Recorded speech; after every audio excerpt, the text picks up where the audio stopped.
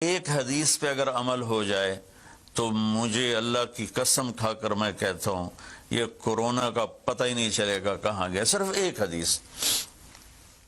میرے نبی نے فرمایا 4 باتیں مجھ سے لے لو پھر دنیا بھی تمہاری ہے آخرت بھی تمہاری ہے. 4 اذا کانت فیک. 4 باتیں لے لو مجھ سے پھر دنیا بھی تمہاری ہے آخرت بھی تمہاری ہے.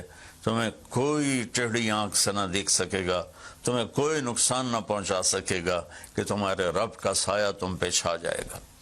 تو 4 باتیں کون سی ہیں؟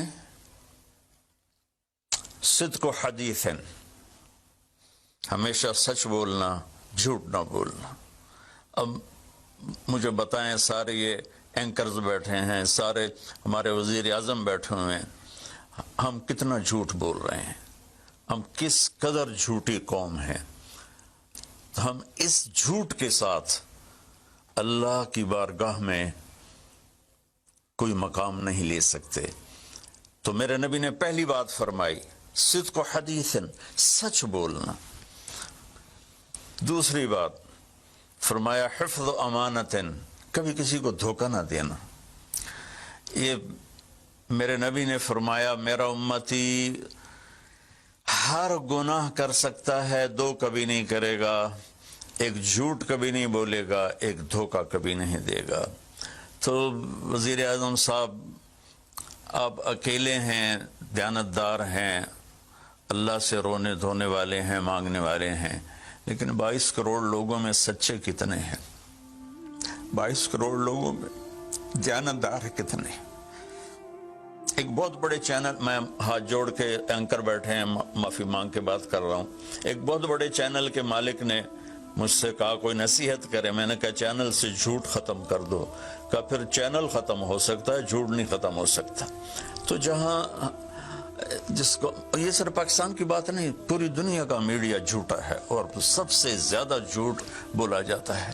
اور میرے رب کو, میرے نبی کو جھوٹ سے نفرت ہے.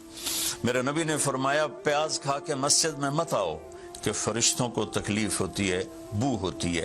لیکن میرے نبی نے فرمایا جب کوئی مرد عورت جھوٹ بولتا ہے تو فرشتے اس کے منہ کی بدبو سے 3 میل دور بھاگ جاتے.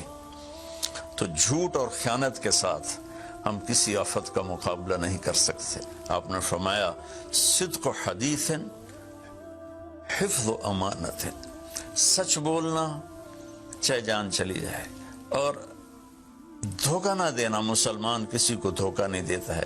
تیسرا فرمایا حسن و خلیقت, اپنے اخلاق اچھے کرنا, اور اخلاق کا سب سے اونچا مقام حیا ہے.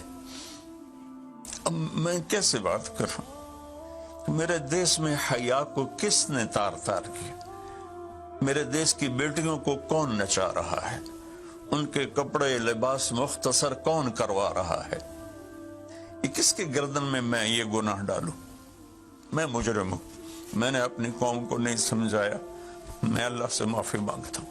لیکن جب مسلمان کی بیٹی بے حیائی کی طرف چل پڑے اور نوجوان بے حیائی کی طرف چل پڑے تو اللہ کی رحمت. سب سے زیادہ عذاب قوم لوط پر آیا کہ وہ بے حیائی میں ساری باؤنڈریز کراس کر گئے تھے, تو اللہ تعالیٰ نے ان پر 5 عذاب بھیجے. 5, کسی قوم پہ 5 عذاب نہیں آئے, ایک ہی عذاب آتا تھا, ان پر 5 عذاب آئے.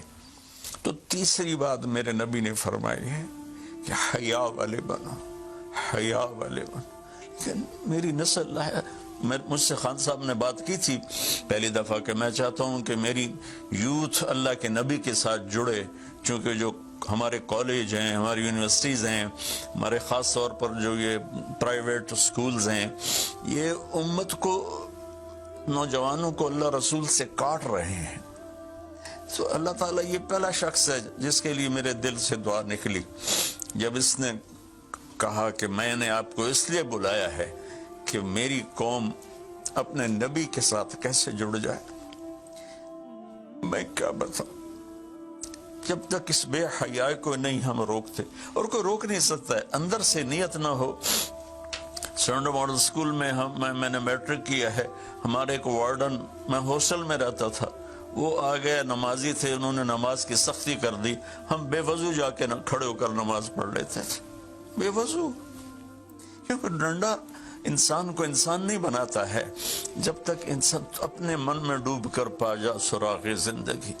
تو اگر میرا نہیں بنتا نہ بن، اپنا تو بن۔ یہ تو اپنے اندر دل دریا سمندروں ڈوگے کون دلاں دیاں جانے ہو، وچے بیڑے وچے جھیڑے وچے ونج مہانے ہو۔ میری قوم جھوٹ چھوڑ دے، میری قوم بددیانتی چھوڑ دے، میری قوم بے حیائی چھوڑ دے۔ وعفت فی تہمت، آخری بات میرے نبی نے کہا، رزق ہی امسا مغفور اللہ، جو صبح سے شام تک رزق حلال میں تھک جاتا ہے اس دن کے سارے گناہ معاف ہو جاتے۔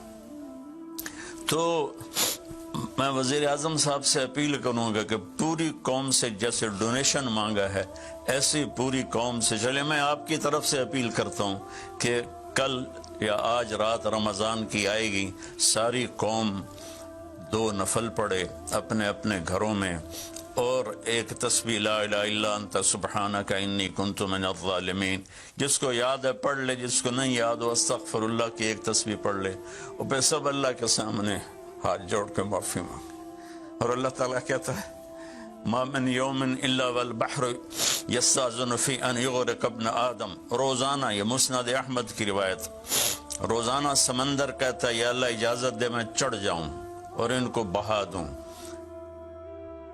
والارض تستاذن فی ان تبتلعہ، زمین کہتی ہے اللہ مجھے اجازت دے میں ان بے حیاؤں کو نگل جاؤں، ان جھوٹوں کو، ان بدماشوں کو، اس مافیا کو میں نگل جاؤں۔ تو والملائکۃ تستاذن فی ان تعجلہ وتہلکہ، فرشتے اللہ سے کہتے ہیں یا اللہ تو ہمیں اجازت دے ہم ان کا صفایا کریں۔ میرا اللہ کہتا ہے دعو عبدی فانا اعلم بعبدی منکم، جاؤ جاؤ اپنا کام کرو، یہ میرا بندہ ہے اور میں جانوں میرا بندہ جانے۔ ان کان عبدکم فشانکم بہی، تمہارا بندہ ہے تو مار دو، ان کان عبدی فمنی ولی منی ولی عبدی، اگر میرا ہے تو میں انتظار کروں گا، میں انتظار کروں گا۔ پچھلی قوموں میں ایک طوائف نے کتے کو پانی پلایا تو اللہ نے اس کی بخشش کر دی، معاف، ہم تو مائل بکرم ہیں، کوئی سائل ہی نہیں، کوئی مانگنے والا تو ہو۔ ان 4 چیزوں نے ہماری ہر چیز بکھیر دی، توڑ دی۔